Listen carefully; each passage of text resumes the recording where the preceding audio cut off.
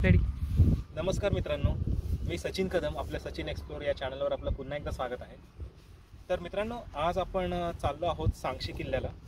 पण तिथे जाण्यापूर्वी आपण एका गावाच्या जवळ थांबलो आहोत आणि तिकडचा आपण हिरवागार निसर्ग अनुभवत आहोत.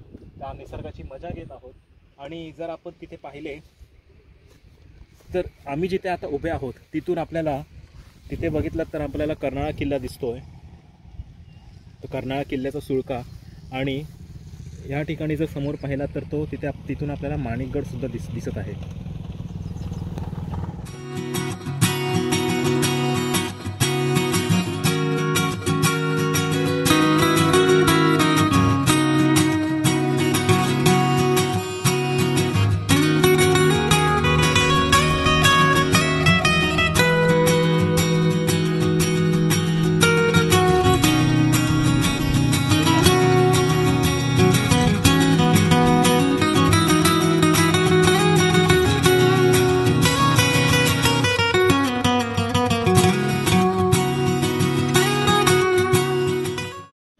तर मित्रांनो, आपण सांगशी किल्ल्याला जेव्हा सुरू करतो तेव्हा आपल्याला सुरुवातीलाच एक दर्गा दिसते. तर आपल्या सांगशी किल्ल्याची जी चढाई आहे ती आपण या दर्ग्याला लागून जो रस्ता आहे तिथूनच सुरू करणार आहोत.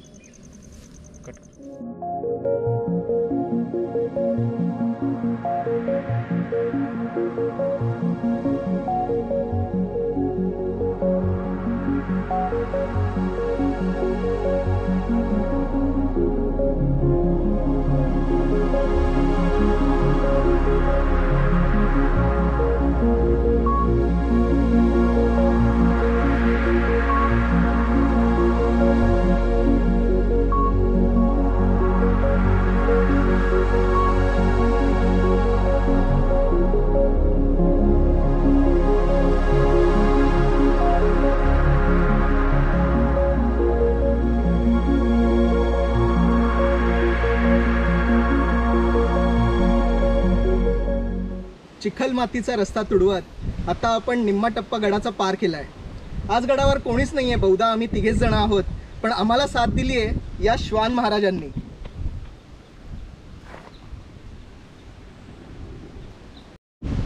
गडाच्या मध्यावरनं चढाई करताना सुरू होतो तो हा कातळ वजा दगडी पायऱ्यांचा टप्पा.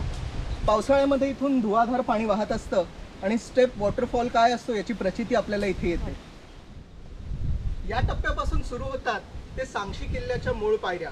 इथून थोडं पुढे गेल्यावर आपल्याला सांगशी किल्ल्याच्या मूळ पायऱ्या लागतात. पण इथे एक वैशिष्ट्यपूर्ण गोष्ट आहे जी तुम्हाला इतर कुठल्याही गडावर सहजासहजी दिसणार नाही. आणि ती वैशिष्ट्यपूर्ण गोष्ट म्हणजे इथे असलेलं हे खोदीव पाण्याचं टाकं. कातळामध्ये हे खोदीव पाण्याचं टाकं जे आहे तिथे पाणी कातळातनं झिरपतं आणि हळूहळू करून तिथे शुद्ध पाण्याची साठवण होते. तर मित्रांनो, बऱ्याच लहानशा किल्ल्यांमध्ये आपल्याला असं जाणवतं की बऱ्याच गिर्यारोहक किंवा बऱ्याच जे किल्ला सर करणारे पर्यटक असतात त्यांना किल्ल्यावरच्या अनेक गोष्टी या दिसत नाहीत किंवा त्या दुर्लक्षित केल्या जातात. किंवा वेळेनुसार त्यावर पावसामुळे गवत साचून किंवा त्यावरती मातीचा थर साचून त्या गोष्टी दिसेनाशा होतात आणि त्या दुर्लक्षित राहतात. त्यातलीच एक गोष्ट आमच्या नजरेस पडली ती म्हणजे जर तुम्ही इथे जवळ आला तर इथे तुम्हाला काही एक बांधकाम दिसेल. कदाचित हे बांधकाम एखाद्या बुरुजाचं किंवा एखाद्या चौथऱ्याचं असू शकतं. आता त्या बाबतीत निश्चित खात्री करता येणार नाही. पण एकंदरीत जर तुम्ही ते बांधकाम पाहिलं तर ते एखाद्या बुरुजासारखं किंवा एखाद्या चौथऱ्यासारखं आहे असं जाणवतं.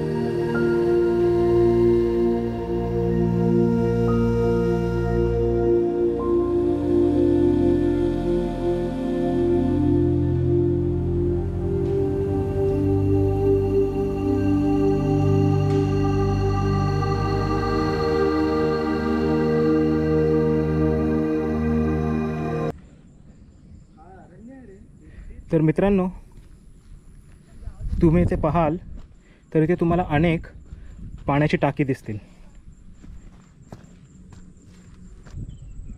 किल्ल्याच्या माथ्यावर आपल्याला दिसतं हे विस्तृत खडकाळ पठार आणि त्या पठारावर आपल्याला दिसतात बरेचसे छोटे छोटे खळगे.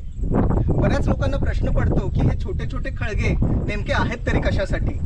तर यातले काही खळगे ही मेटं उभारण्यासाठी वापरली जायची, तर काही खळग्यांचा उपयोग व्हायचा तो जलशुद्धीकरणासाठी. जर आपण इथे पाहाल तर बरेचसे आपल्याला इथे चर दिसतात.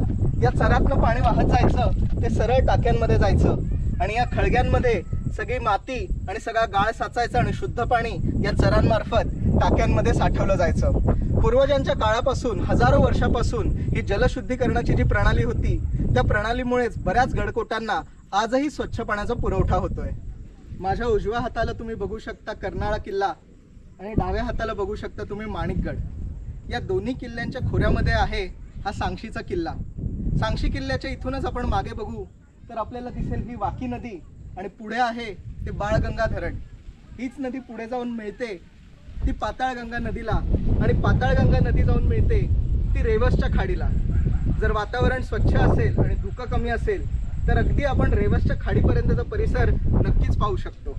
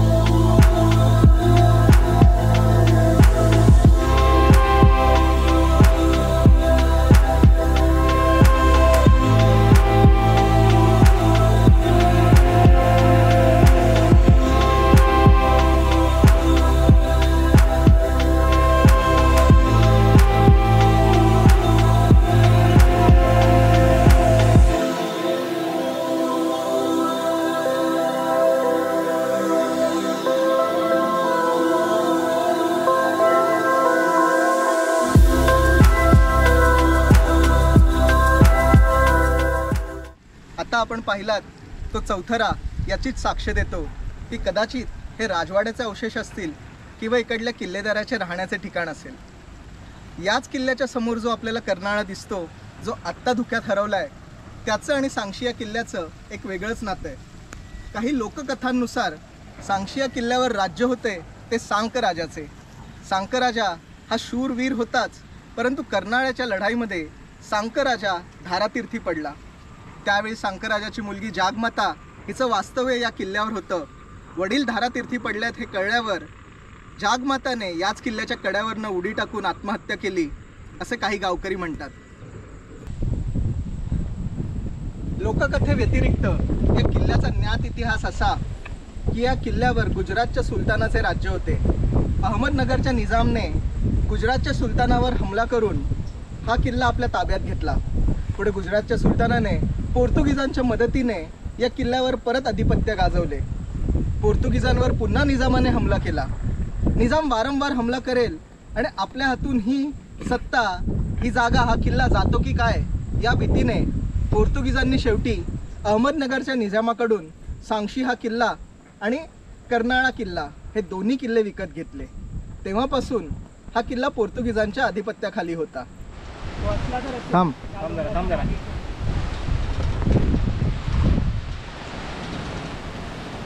तर मित्रांनो, अशा प्रकारे आपण पूर्ण गडाची भ्रमंती केलेली आहे. आता आपण गड सर करताना, गडावर चढताना आपण ज्या रस्त्याने आलो त्या रस्त्याने न जाता गडाला उतरण्यासाठी दुसरा रस्ता आहे जो या अवशेषाच्या पाठून जातो.